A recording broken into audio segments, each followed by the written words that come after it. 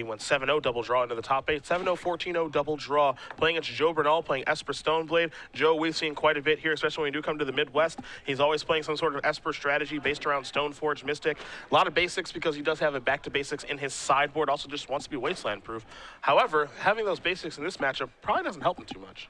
Yeah, it's not going to really matter, although we kind of saw him on camera, and Shroud and I were talking about how his deck seems actually pretty well suited for this particular metagame because he has a lot of counter spells. He has 3 Flusterstorms main, 2 counter spells, and then 4 Force of Will, along with a lot of anti-creature spells like Supreme Verdict and Engineering Explosives main. So even though Engineering Explosives won't be relevant in this particular matchup, Supreme Verdict certainly can be. So I actually think that even though typically I'd say Sneak and Show is probably a little bit favored against Esper Blade, I'd say Joe has a pretty good shot at winning this game. Todd going to start off with the Ataxian Probe. Draw Show and Tell off of the Probe. You see a Brainstorm there as well. He's got an Emrakul, also has a Gristlebrand in his hand, so a pretty good hand here for Anderson. Picked up the information from the Probe and move forward accordingly. Bernal going to play an Island. See if he has any action on his turn. Of course, when we do have updates for you guys, we'll let you know exactly what does happen in other matches, as Anderson does draw a copy of Volcanic Island, but it looks like he may lead off with a Brainstorm here. And of course, after this game, we will bring it back to the booth. First of 3 trivia questions for the evening. This one will be for 3 months, semis will be for 6, and the finals will be for 12, as Todd will cast that Brainstorm. I'm actually kind of surprised that Joe kept this hand because it looks pretty weak, particularly in this matchup. I think he did not mulligan. So, I mean, he's got swords. I think he's got 2 copies of True Name in his hand, along with the Jace. None of those cards are particularly effective in this matchup. You really can't afford to just tap out for True Name on turn 3. So, it's a pretty, I'd say it's a little sketchy hand, a little sketchy keep for this particular matchup. Obviously, he knows what he's playing against. So you might have to mulligan a little bit aggressively, given the nature of your deck. But we'll see how this pans out for him. Anderson going to resolve this Brainstorm. You saw the cards that he picked up. Spell Pierce, City of Traders, and another land. I wanted to get some information about how he wanted to go. The other land was a Polluted Delta, so he's able to put 2 cards back. He can play a Delta, sacrifice it, make it a perfect Brainstorm. He's got the Spell Pierce at the ready. The next turn he can play City of Traders with Spell Pierce back up. So he's going to pass the turn after playing that Delta. Bernal's going to draw a card here. Yeah, the concern for Todd is if he just casts Sneak and Show, or Show and Tell rather, and just puts an Emrakul into play, Joe can put a land into play, and then he'll be able to ramp to 4 mana to get a Jace into play and just bounce Emrakul. Although Todd does have a Grizzlebrand, so he might just decide to go for it and just draw a bunch of cards. Todd taking a pretty conservative line here. Thought maybe he would try to go for it on that particular turn to cast the Show and Tell. Maybe he's trying maybe set a trap here for Bernal to walk into. Ideally, he would like Joe to actually tap some mana so that when he does tap mana to do something, his Spell Pierce can actually counter Force Will. Because right now, if he goes for Show and Tell, he has the 2 necessary mana to pay for Force Will. Yeah. If you're Todd, though, you know Joe's deck list. The thing you have to be concerned about is Joe drawing a Flusterstorm. You don't really have a lot of cards in your hand that kind of help accelerate your draw. You don't have cards like Brainstorm or Ponder. You don't really have a lot of other action. So I think if you're Todd, you're a little concerned about giving to Joe too much time to draw something good. And Joe's kind of a pretty good player. I wouldn't expect him to just tap out for True Name, but then again, it looks like that is in fact what he's going to do. Maybe because he knows that he has a Jace in his hand. So if Todd does go, pretty much the only thing he has to be afraid of is Show and Tell into Sneak Attack. Yeah. Anderson is going to sacrifice that Polluted Delta. The other thing, too, we talk about the Jace. If Bernal off the Show and Tell puts a land into play, because you can't put Jace into play, because you can't put Planeswalkers in, and then, Bernal plays maybe another land and tries to cast Jace, Todd has the ability to Spell Pierce that, so we'll see what happens. Yeah, so I think that's what Todd has to be cognizant of. He knows about the Jace through the Gataxian Probe, so it's really a matter of, am I going to be able to counter the Jace when he tries to counter it, so the Emrakul can go the way. Right now, Joe's at 3 mana. So I think Todd might try to go for it this turn. Again, he can't really wait too much longer. And there's a Force, That makes it easy. That makes it a lot easier here.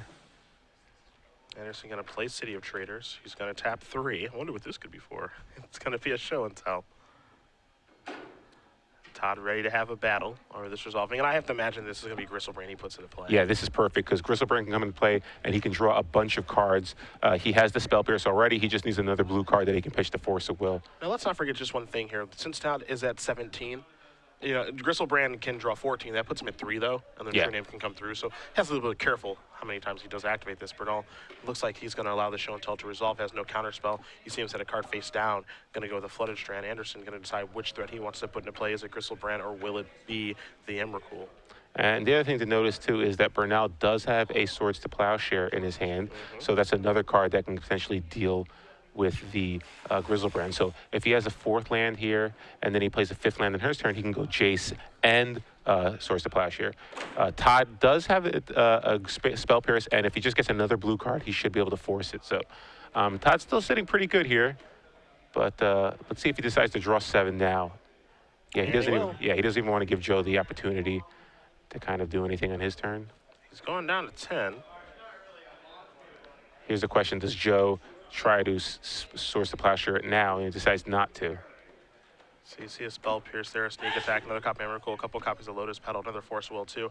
That might be all that Todd needs here. He's going to play Lotus Petal. He can put the other one out there as well. Now, these are important simply for playing around a card like Flusterstorm.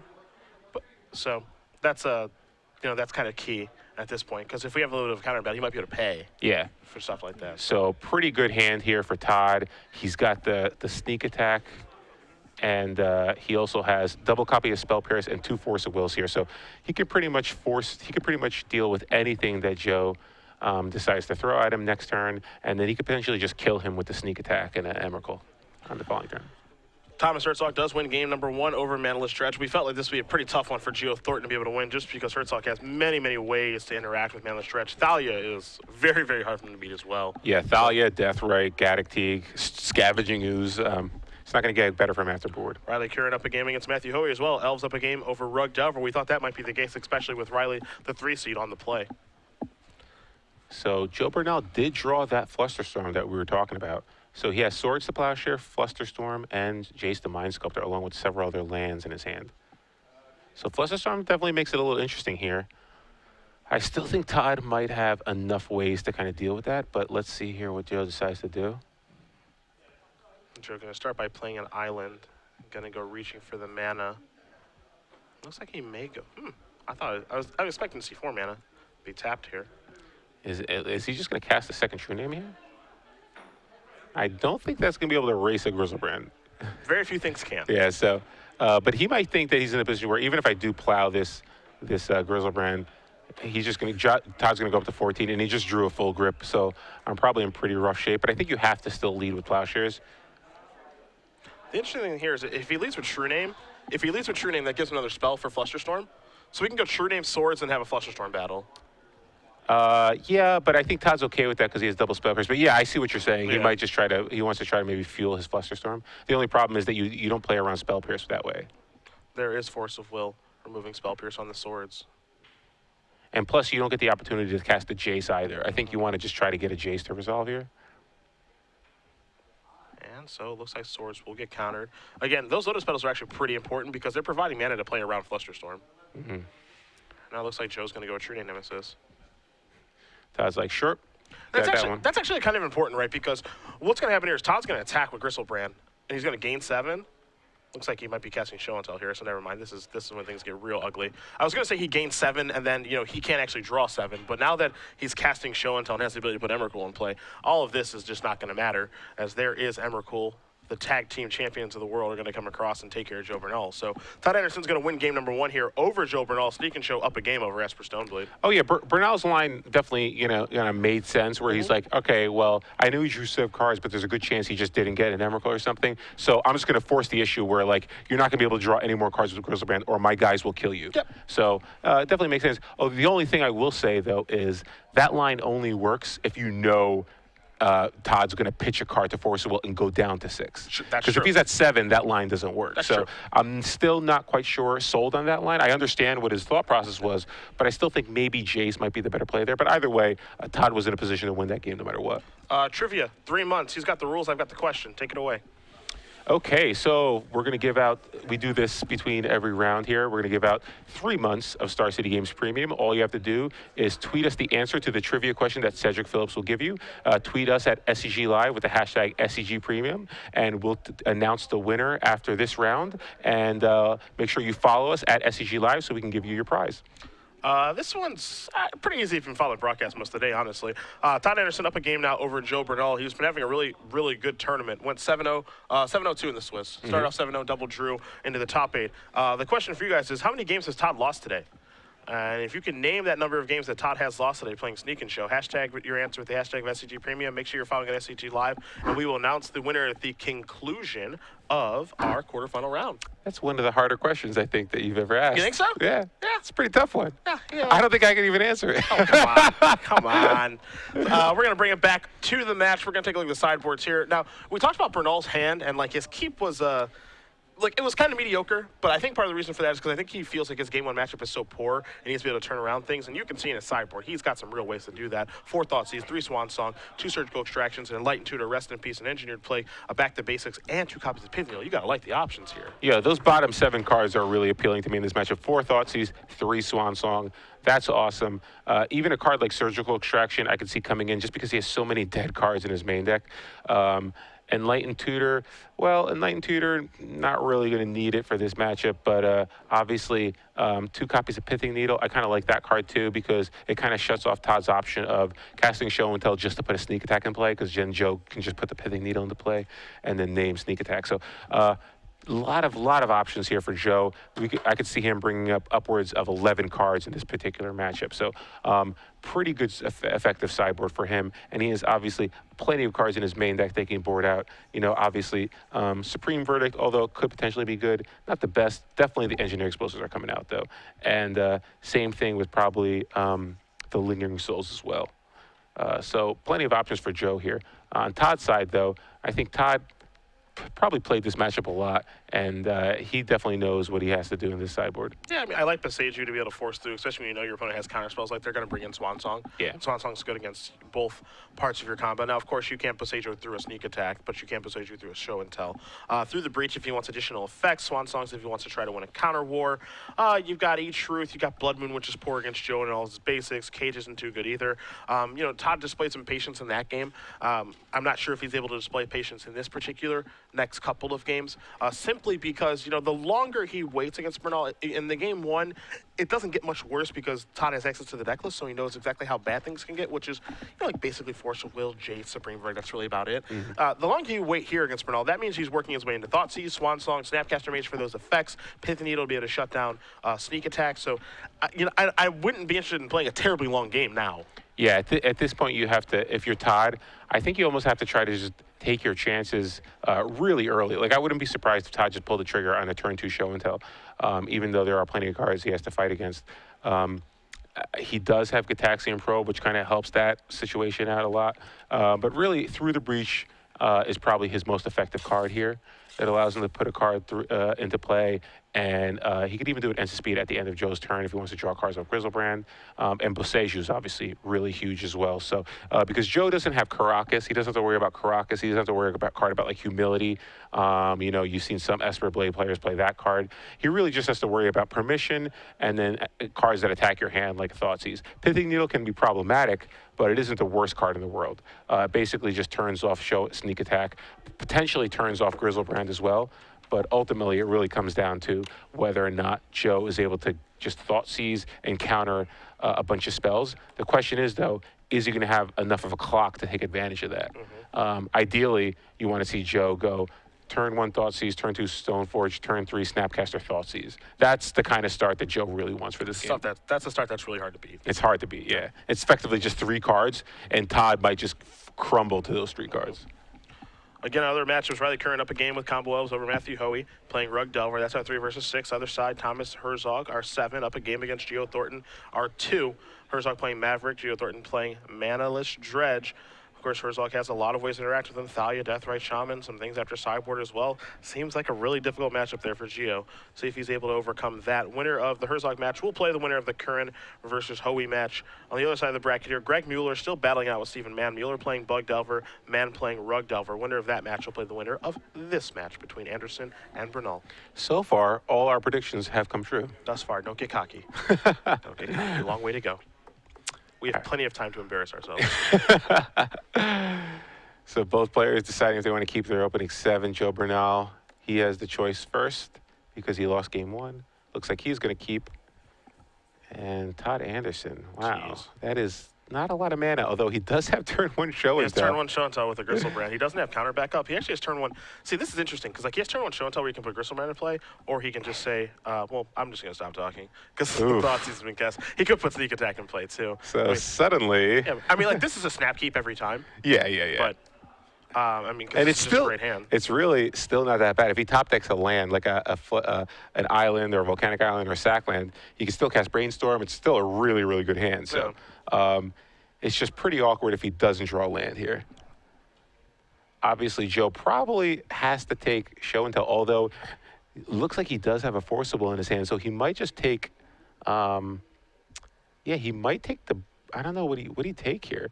Maybe you take the Lotus Petal and try to get lucky here because he has a Force of Will. I thought about it, but I don't even like that. Trying to take the Lotus Petal. I don't love that.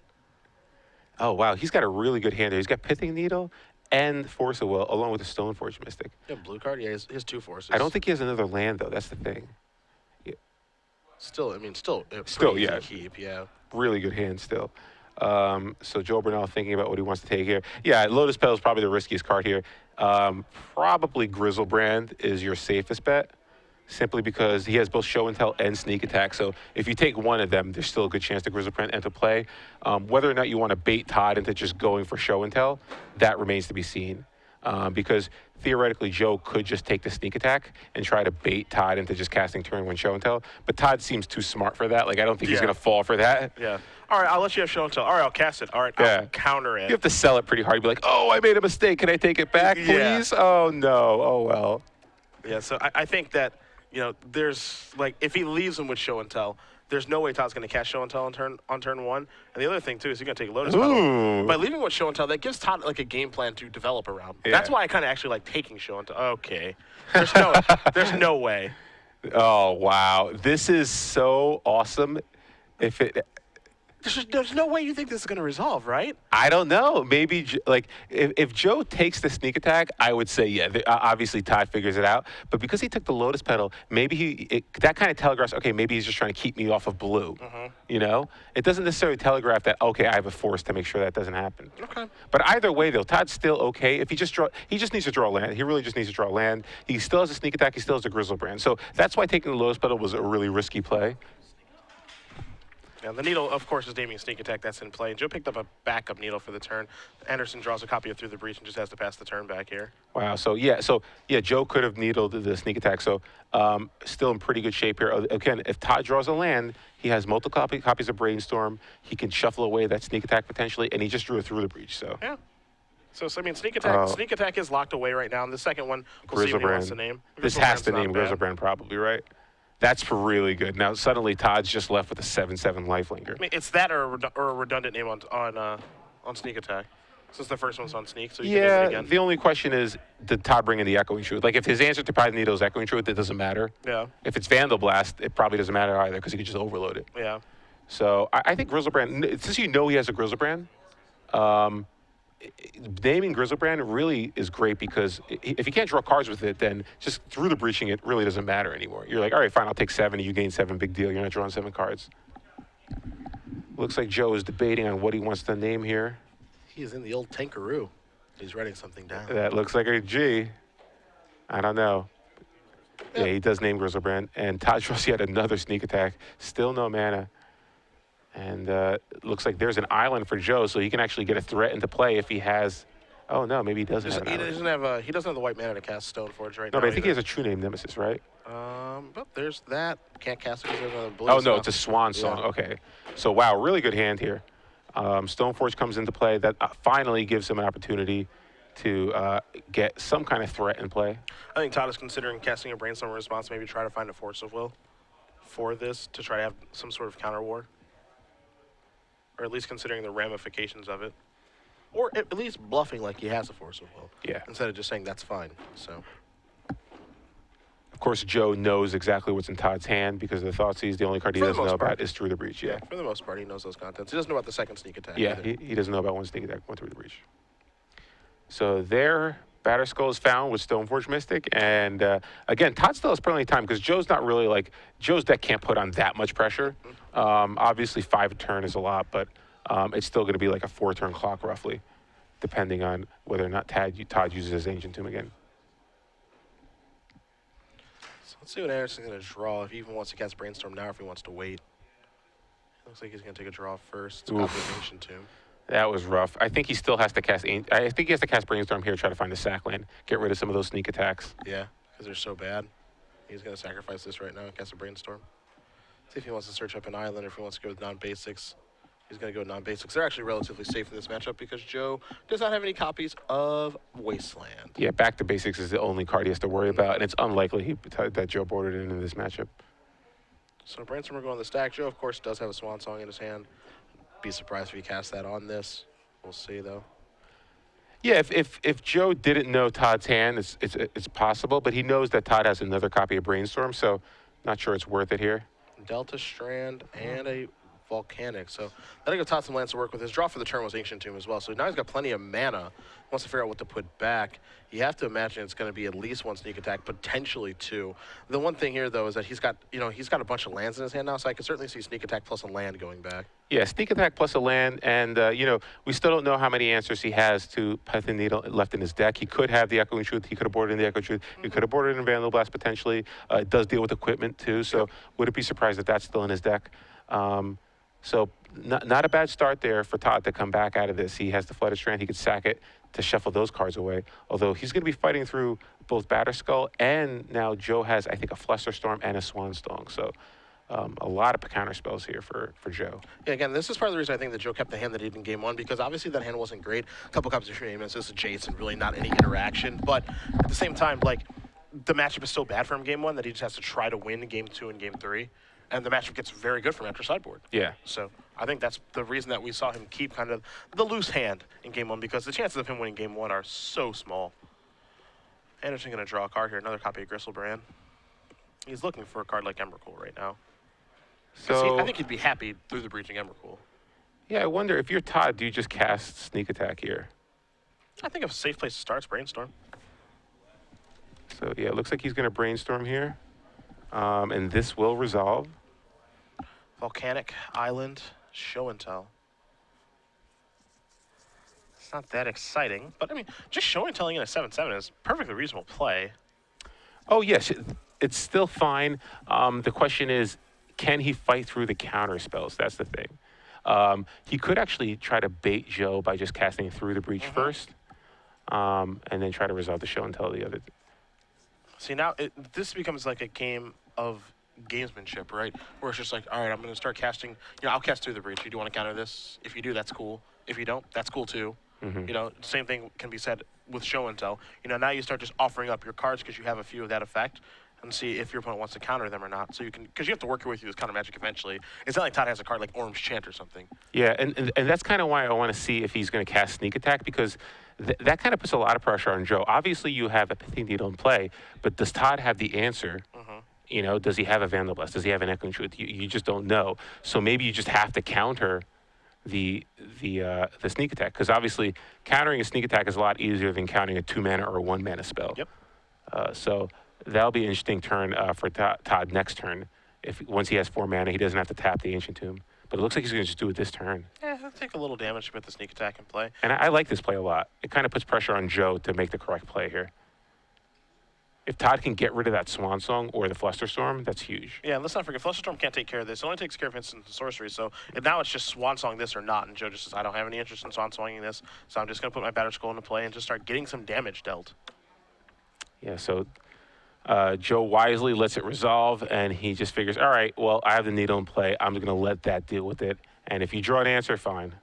Yeah, and at least we can have a battle over the answer. Like, if we draw Vandal Blast, all right, I'll Swan Song it. Or we'll have a fight over this. You see Batterskull going to come into play, Living Weapon trigger on the stack. There is a token. We'll have a Brian Bronwyn token out there in just a moment.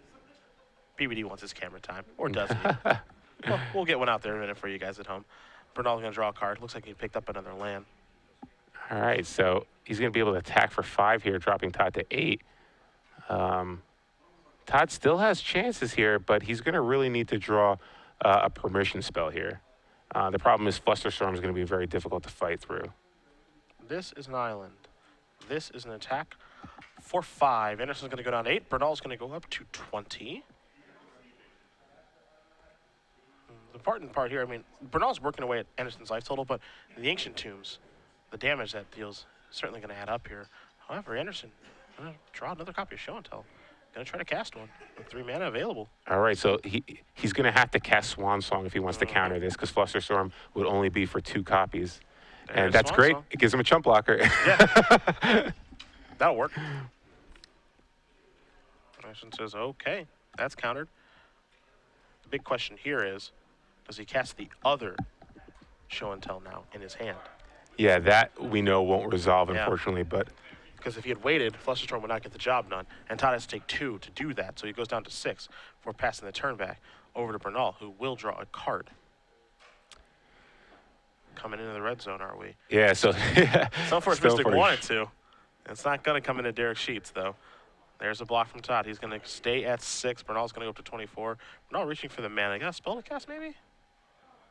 So Todd's still in this. He can cast... If Through the Breach resolves, he can get a Grizzlebrand into play. Okay, so no cards left in his hand. If Grizzlebrand can come into play, gain him some life. Give him a little bit more time. Unfortunately, he won't be able to draw cards. There's a Lotus Petal.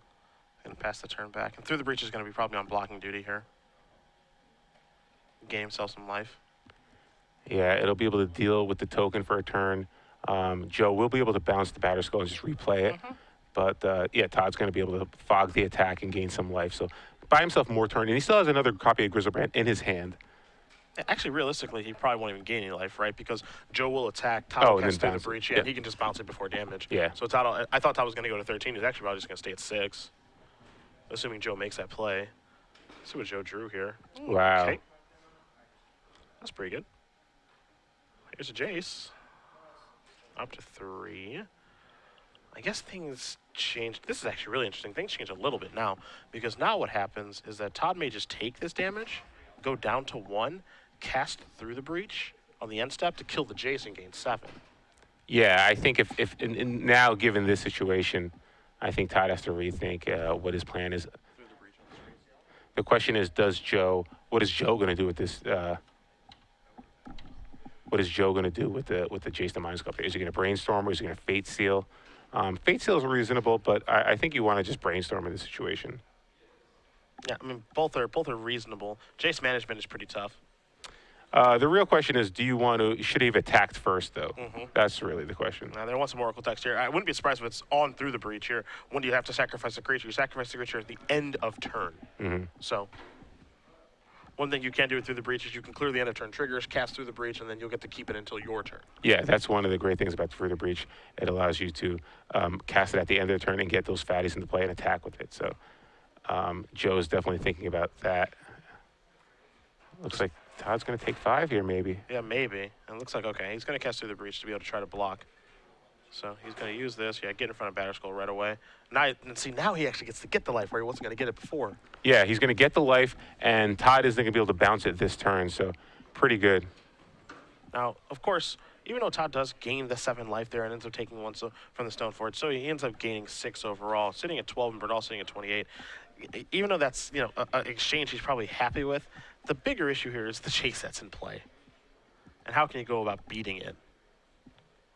Because now, Show and Tell is no longer an out. Whereas Show and Tell, on this previous turn where he was trying to resolve Show and Tell, ran into a Swan Song and Flusterstorm. If Show and Tell resolved, it's like, okay, now Joe's in trouble. Well, now that Joe has a Jace, Todd, if he draws his 4 Show and Tell, it just doesn't matter. Yeah.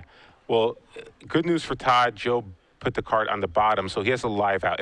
If Joe kept the card on top, then you're in probably bad shape. But now he has a live draw here. Unfortunately, it is just a City of Traders here. And Joe's going to be able to control this for the most part for the rest of the game due to Jace's Fate Seal. Bernal going to tap some mana here, maybe cast a spell right away. We'll see. Going to actually brainstorm. So Thoughtseize, Flusterstorm among the cards he's found. You can just definitely tell how much better things do get after sideboard for Joe. Looks like it's a Surgical Extraction as well. There is a Thoughtseize. Yeah, Surgical is the card that's in his hand. Todd going to discard Grizzlebrand, show a City of Traders. Yeah, so now you can actually extract all the Grizzlebrands out of the deck if he wants to. I wouldn't be surprised if Todd concedes this Surgical Extraction. Because you don't want your opponent to get the information. Like, he's pretty dead. I would just concede here. Don't give him your deck. Don't show him what your cyber strategy is. I know that I know that both players have access to each other's deck list. Yeah. So, you're able to use information that way. But, Joe gets to get a pretty healthy look on what's going on. And if I was Joe, I would take like a mental photo Yeah. on what my opponent's done here after You sideboard. see a Vandal Blast there. Because, realistically, how does Todd go about winning this game? It seems like it's very, very difficult to do now. Yeah, you know about the Vandal Blast, but you don't have a fatty in your hand right now. Granted, you do have a couple of extra turns, but you're dealing with the Jason Mind Sculpt that could potentially Fate Seal you each turn too. So yeah, if I mean, I don't know. I think it's probably fair to keep playing because you do have you have a small percentage chance of winning here. I mean, if he does draw Vandal Blast this turn, it's completely busted. Yeah, I will say that. If Vandal Blast is drawn this turn, it's amazing. Emrakul, not so much. But if he did draw Vandal Blast and he overloaded it this turn, killed 2 needles and a Battered Skull, that would have been ridiculous. Yeah, so basically if he draws the Vandal Blast next turn, he has to dodge a Fate Seal, though. But it looks like Joe's going to Brainstorm. 2, 3. So there's 3 lands and a Flusterstorm is what Bernal's All right, looking at. so far so good. Todd's going to fold a 2 here. But even still, even if he gets an Emrakul in play, Joe has plenty of permanents to sack to it. So yeah, I don't think Todd has any outs here. Yeah, I mean, they're certainly few and far between. He's going to cast upon her, take a look at a Sneak, and Emrakul, and a Spell Pierce, and he's going to pick up his deck to shuffle those away. I thought he might pick up the game, but again, if he does find Vandal Blast, it does give him... Actually, no, I take it back. Vandal Blast actually doesn't do it now either. Because Not now, yeah. No, mostly because he has City of Traders in his hand, so he can overload it, but then Joe can just pick up Battered Skull and put it back into play because Stoneforge is untapped. So Todd going to cast a Brainstorm And here. plus Todd is at 2, so he can actually use the Ancient Tomb. So. Well, he's got a City of Traders in his hand. Yeah, okay. Yeah, so he could have.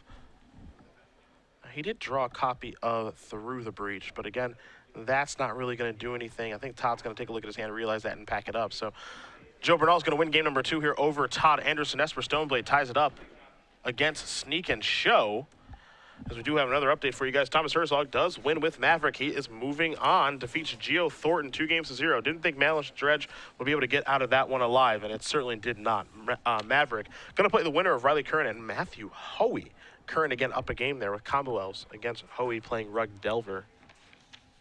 Don't know if a lot changes here after sideboard. Again, we mentioned just the time for Anderson to maybe concede in that situation. And I think once I get surgical, I would have conceded there because I think the likelihood of me winning is small.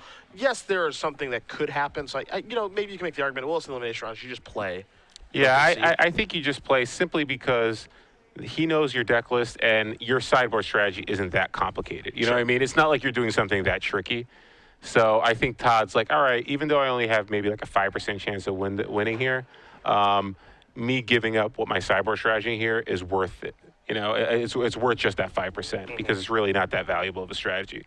It's not like he's doing a total transformational sideboard here. Riley Curran does win this match over Matthew Hoey, so he's moving on to play against Thomas Herzog. Combo Elves moving on.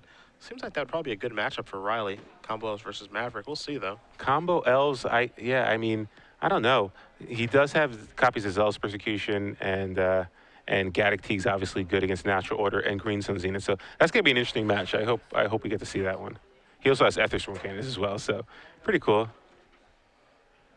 But this matchup, we kind of thought that Joe was going to have a much better game after board. Although now Todd's going to be on the play, and we kind of saw he had the potential to go turn 1 show and tell in game 2 here. So being on the play, that's the thing about show and tell. It's like it doesn't matter how many good sideboard cards you have. They can kill you. They can effectively get an Emrakul into play on turn 1, and you could have a handful of Thought Seizes, Flusterstorm, Spell Pierces. It just doesn't matter. You're not even going to get a land into play. So that's one of the things that people love about show and tell. If you're playing it, if you're playing against it, obviously not so much. We're going to see how Game 3 does break here. Again, the other match here, Greg Mueller, Stephen Mann. We'll see if we can get an update on that for you guys. Bug Delver versus Rug Delver. Mann the 8, Mueller the 1. Let's see exactly what's going to happen there. Again, Mann already won a Legacy Open during Season 1 when we were in Atlanta earlier this year. Also Pro Tour Top 8 competitor, Pro Tour Gatecrash. Very skilled player, especially when he is playing Rug. His loss came to Matthew Hoey in this tournament. Hoey's no longer in the tournament, so see if he can keep putting together some wins. Maybe have 2 titles this year for Mann. Yeah, are we going to have both Rug Delver decks eliminated from the top 8? I don't know. We're going to see. Maverick and Elves already through. That's the only deck that we have a multiple copies of. We have just 7 two unique rogues. decks in this top 8. Three Delver decks, of course, though. Well, 2 Rogue, 1 3 Rogue. Delver, yes. I mean, that seems like just par for the course nowadays. But even the Rogue or Delver decks are pretty different. Yeah. One doesn't even have stifles. Good. I don't like that card. Todd Anderson trying to one-up his car mate CVM by actually winning the Open, not just falling in the top 4. Todd has to shave if he wins. I think Todd is just too attached to his beard, his chin beard. Yeah, the stubble. It's his signature look. Between that and the mohawk, I mean, that's Todd Anderson right there. It's kind of like a chohawk, actually. It's a chohawk, yeah. Hot Sauce Games versus Star City Games, the epic battle. It really is. Give me some of that hot sauce. So Joe Bernal, 2 games in a row now, has kept pretty questionable hands. It's paid off one time for him. I think that hand is a snap keep. I don't know. I mean, it's good. It's definitely good. I think that's. I think his first hand was pretty bad though. Yeah, I mean, the game 1, I think the hand he kept was bad, but I don't think he has a choice. But I have a different opinion. I think if your game 1 is that bad, I think you be aggressive, like with your mulligans. You try to get the good half of your deck. Like you try to get the Flusterstorms, Force of Wills, because game 1 you could go like turn 2 Stoneforge and your hand is just Flusterstorms, Force of Wills. Okay. You could get those types of draws. Okay, that's fair. That's fair. Maybe just mulligan aggressively, hope for the best. Yeah, if your matchup is that bad, I mean, that's how I would play it. But we're in here in game 2 though. It looks like both players kept their 7, and I think Todd does have an answer to Pithing Needle and Echoing Truth in his hand, and now he's just trying to find the rest of his combo. You're going to go brainstorm here. You saw him pick up some double lands there. Ancient Tomb, City of Traders, then Gristlebrand. Echoing Truth is a card that he's moved towards the front. Maybe he wants to put that one back. Again, he has not played a land yet this turn. So I think this is the end of Joe's turn, is it? No, or this is immediately on his turn. Oh, okay.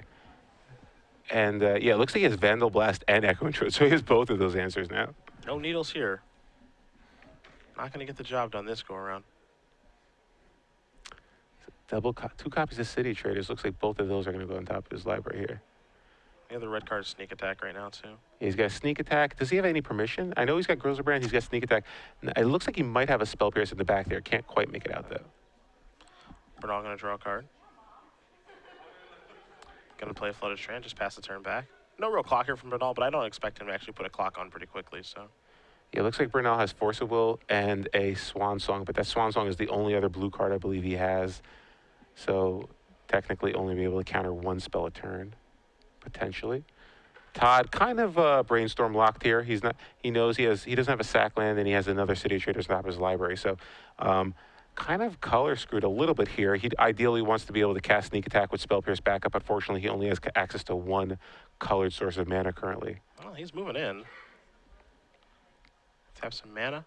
With 1 mana available, he will cast a Sneak Attack. 1 colorless mana available. That's the important part. Bernal going to go through his hand here. Can Swan Song this if he wants to. It would give Anderson a 2/2 flyer, or he can just Force of Will it. Looks like he may Swan Song it. Yep. What this is just simply saying is that, okay, I don't care about the 2/2 that you have in play. And Joe can actually surgical extract the Sneak Attacks away, too, if he wants to. Make sure he doesn't have to worry about that card for the rest of the game. Can probably be pretty confident that he can beat Show and Tell. There's Surgical. Maybe. Now there's Surgical. So funny thing here is, yeah, Todd's going to lose his Sneak Attacks. And there's the Grip. You see the Vandal Blast, the Echoing Truth, 2 copies of Gristlebrand, and then a Spell Pierce. The thing that's good for Todd here is that he gets to shuffle his deck. Yeah. So he's going to draw a City of Traders. Does not want to draw that second copy of City of Traders. So if you're looking for positives, if you're rooting for Todd at home, he gets to shuffle and not draw that City of Traders.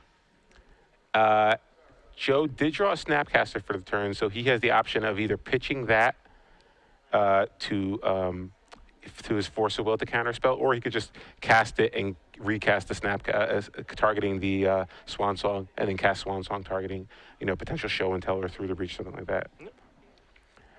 But the good news for Todd is that he does have a Spell Pierce in his hand, and he doesn't have to really contend with that much more permission from Joe.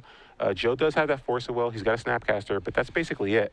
And he doesn't really have a clock on Todd right now. So if Todd can draw like another blue source of mana, and then maybe just even any of the combo pieces, either Through the Breach or Show and Tell, I think he's pretty good shape here. Let's see what Todd. Yeah, Todd's just shuffling for a turn here. Surgical Extraction takes out all the sneak attacks from the deck. Joe now has perfect information of Todd's hand. He knows he has both Echoing Truth and Vandal Blast, along with the Spell Pierce and Double Grizzlebrand. Yeah, nothing too crazy in Todd's hand right now. You know, if you draw Show and Tell, so be it. You know, it's fine. It's not all that exciting. He can work it through a Flusterstorm because he's got enough mana. But Todd's gonna have to cobble together some draws, especially because he doesn't have Show and Tell anymore. Maybe have to rely on something like a Through the Breach to try to get the job done here. Bernal goes reaching for mana, figuring out which fetch line he wants to sacrifice. Will it be Strand or the Delta? And he's going to go with Stoneforge Mystic, not to, knowing that's going to resolve. So he'll shortcut here and search for an equipment. Wants to consult the grip. He's got another Flooded Strand in his hand. He'll shuffle there. Maybe present the deck. I don't know if he's going to shortcut or not. He might just have all the equipment in his hand already, too.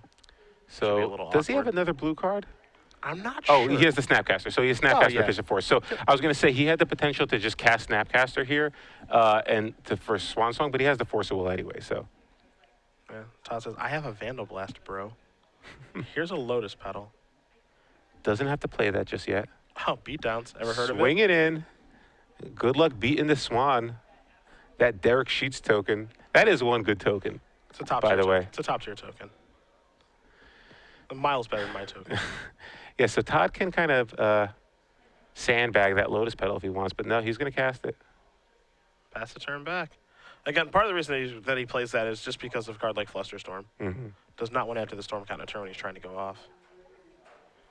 Bernal draws his card for the turn. Again, he did not search for an equipment with the Stoneforge Mystic, so presumably that means that he already has the Batterskull, and you can see the Batterskull in his hand. Todd with the answer, though, in Vandal Blast. Yeah, the key with that is as long as Joe is patient, though, he can actually put it into play and make sure he has 3 mana to bounce it. Yeah, it's no rush. Here's an Echoing Truth. Todd kind of forcing some action. There you do see the sorcery that destroys target artifact. Card's so good. As an Affinity player, I do not enjoy playing against that card. And Todd's been screaming about the merits of Vandal Blast. He said it's been very, very good for him. So we'll see if it helps him win this game, the deciding game here. So if we ride the Swan to victory, it's going to be absurd. It'll be epic if he rides the Swan to victory. Oh. Because it's basically not safe for Bernal to put the Batterskull into play, which is basically a strategy right now. He needs to be able to draw some lands and do some work to get around that. And Joe is going to cast Stoneforge Mystic this turn. It doesn't look like Joe has a ton to do. He did pick up a copy of Pith Needle, but I mean, Todd obviously has the answer for that already with the Vandal Blast and the fact that he can overload Vandal Blast pretty easily right now. Yeah, it looks like Joe still has a pretty good hand here. He's got the Batterskull, he's got a Force of Will, he's got Snapcaster Mage. It looks like he's another Blues card. I think it might be a True Name Nemesis. So Joe's still sitting pretty well here. He's just going to take time for him to kind of get that Batterskull into play in order for him to play around Vandal Blast. Anderson picked up a copy of Spell Pierce. It's a slow clock, but it's not that slow of a clock, the Swan token? Well, the real thing is, can you get Joe down to 7? Because if you can get him down to 7, that's kind of important because then all of a sudden, like a Through the Breach can just kill him in 1 turn. So that's kind of important for Todd. And it looks like he's 2 attacks away from doing that at least. But again, Joe has a lot of permission in his hand. So even though Todd has 2 copies of Spell Pierce, he just doesn't have a lot of colored mana. So it'll be interesting to see here whether or not Todd can navigate this one. Definitely not out of it, but it's definitely going to be a struggle. It's going to have to come down to whether or not Joe gets a little too overly aggressive with Batterskull, and Todd is able to kind of make him bounce it on his turn, tie up his mana, and then get Through the Breach to resolve. Greg Mueller, Stephen Mann going to Game 3. Bug versus Rug Delver just got informed by Andrew Shroud, so we'll see what happens there. Winner of that match, again, plays the winner of this one. In comes the Swan again. So it looks like Todd drew he does have a Polluted Delta. So he's going to play that, loses City of Traders. So now he has more colored mana. Let's see, Stoneforge is going to get activated. And there's that Batterskull. It's not Bernal with 3 fetch lands in play, hasn't necessarily mana to pick up Batterskull and then replay it via Stoneforge Mystic. 9 and 17 in life totals, but that's going to change in a moment. Assuming that Bernal wants to attack. He does have to be wary of Through the Breach. Yeah, Through the Breach has got to be concerned for him. But again, as long as Joe doesn't tie up all his mana here, he has a Force of Will. Yeah, so Joe, it looks like Joe's going to attack with both. If you're Todd, I think you want to counter it here. You want to cast Vanderblast here. Well, you can't cast it. I mean, it's a, I'm sorry, it's a sorcerer, yeah, so you can't do that. So he's going to take 5 here, and now Joe has to figure out what he wants to do now.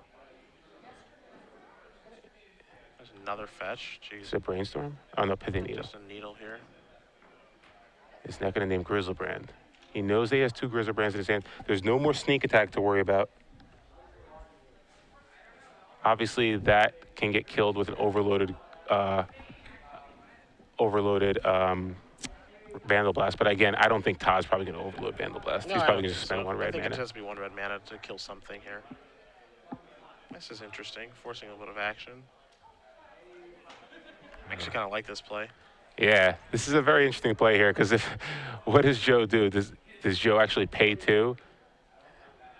Because what this does is, first of all, it makes him pay 2 mana, but he also makes him take 1 damage. He'll put him down at 12 if he wants to sacrifice a fetch land.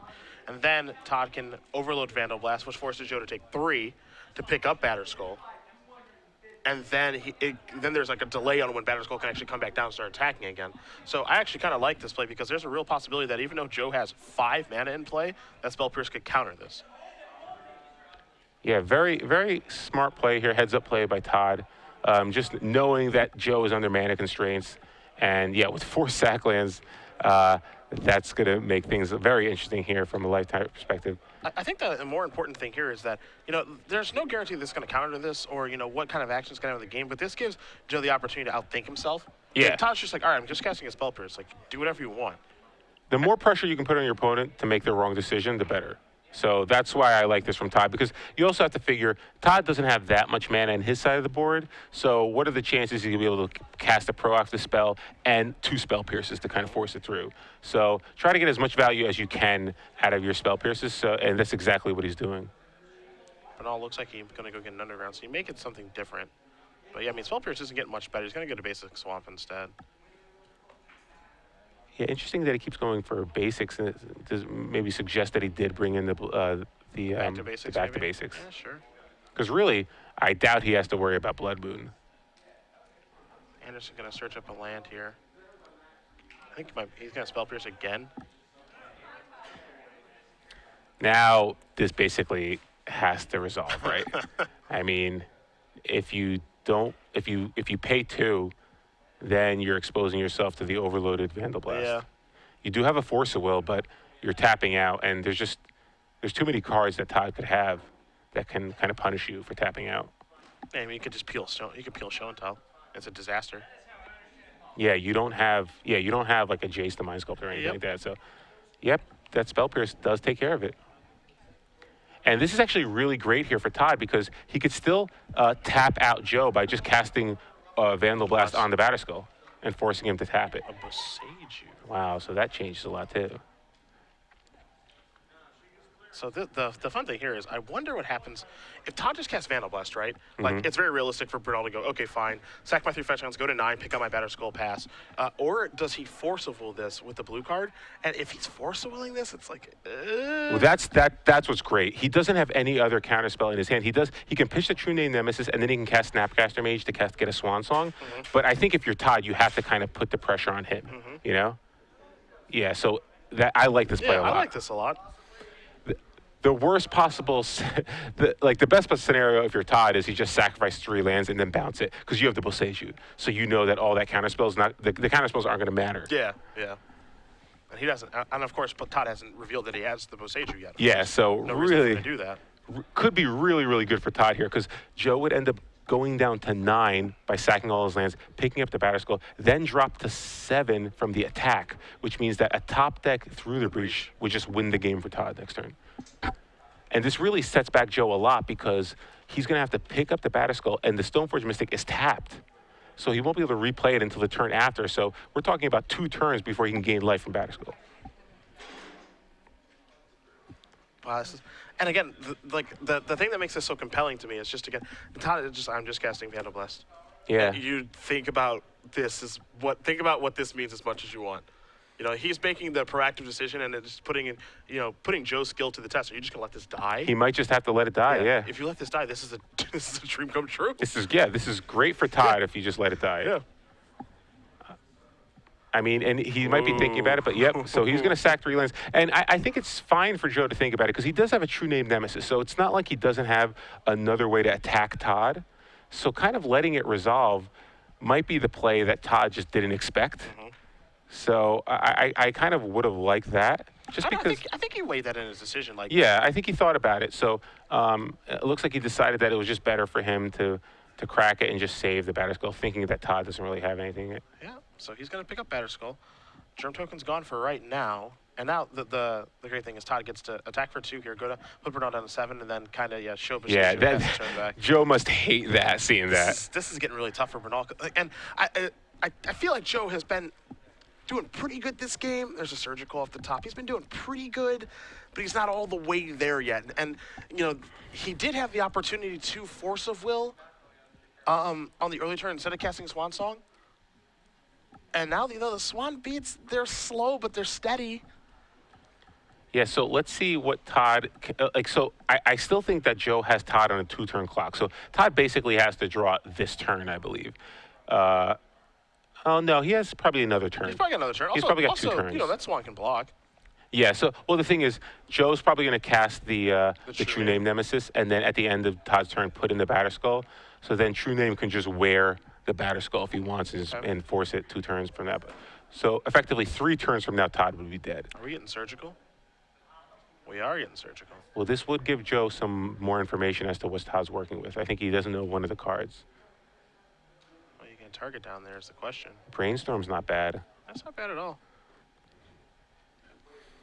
There's only 1 Vandal Blast, so that's not that.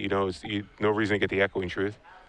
You saw Joe pay the mana for this instead of going on alternate casting cost, because his life actually does matter right now. He's sitting at 7, does not want to go down to 5. Yeah, the only reason I can see him not wanting to cast the True Name Nemesis is because he wants another blue card to pitch the Force of Will. Gristle, Pierce. Not quite sure what card he took.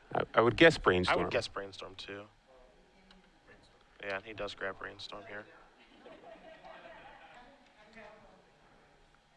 2, 1 more probably. Yep, there was. I saw him slide right by it. I think he's just looking for it. There it goes. You missed it again, buddy. You'll find it. There it is. So no Brainstorms left for Todd to go digging. So through the breach, show and tell, still going to be good for him here. That's it. I mean, the sneaks are gone, so it's through the breach, show and tell. Through the breach is ideal. I mean, obviously, through the breach is the card you really want here. One, yeah. Ponder's not bad either, There's True Name with the mana available to activate Stoneforge. So, again, I think that Joe has, developed this nicely, everything that he's done here. He's just trying to fade draw steps. Well, let's see here. If it is show and tell, is show and tell enough? I don't think show and tell would be enough because Joe will then put the Batterskull into play, and then he could just equip True Name Nemesis and attack for 7. Yeah, and then Todd can attack for 7, and then we're like a bit of parity. Yeah, so I'm not sure if that would be necessarily good enough. Through the breach, obviously ideal. Let's see if Todd can get it. Ooh, that makes it interesting. That makes it interesting. Wait, are we going to see a force right here? I would not be surprised if we see a force. You got to snap force that. You got to snap force that. You know what the card is. You know what his hand is. Yeah. What does this do? This says if I find a show and tell or a through the breach, this is not good news for you. I think you have to force this. You know what his hand is. You know it's just Spell Pierce, double goes around. And you can pay for the Spell Pierce too, because Todd has a Spell Pierce in his hand. Todd would immediately spell pierce this. Yeah, but Joe has 2 mana. I understand. Like I'm saying, I think he would spell pierce this immediately, so the Batter Skull can't come in. Yeah. Either way, I think he's still spell pierce. But if you're Joe, you have to force this, I think. Yeah, there's spell pierce. Yeah, he's gonna pay. All right, so at least you keep yourself alive for an extra turn. Down. Joe went from 7 to 6, now 6 to 4. The increments might matter. That's a full turn cut off the clock because of Force of Will. But if he has, I was gonna say if he draws a land, he could actually put Batter Skull into play and then equip. Yep. Don't think he drew a land though. But no, it doesn't look like he drew a land. It looks like he Thoughtseize. Ugh, can't cast that. Yeah, he can't cast that because that stupid swan. That darn swan. You'd love to be able to get rid of that Grizzlebrand. All right, in we go again. And then he's just gonna hard cast Batter Skull. Yeah, why not? You're out of gas He anyway. knows his hand. Pass the turn back. All right, do you got it or not? Presenting lethal. I hope it's another Ponder. The Ponder is such the sweetest sweat. Oh. It is a random action 2. Wow. That is going to do it. Joe Bernal is going to win this match over Todd Anderson. 2-1. Esper Stoneblade is moving on over Sneak and Show. Todd's first 2 game losses of the weekend. Wow, great game.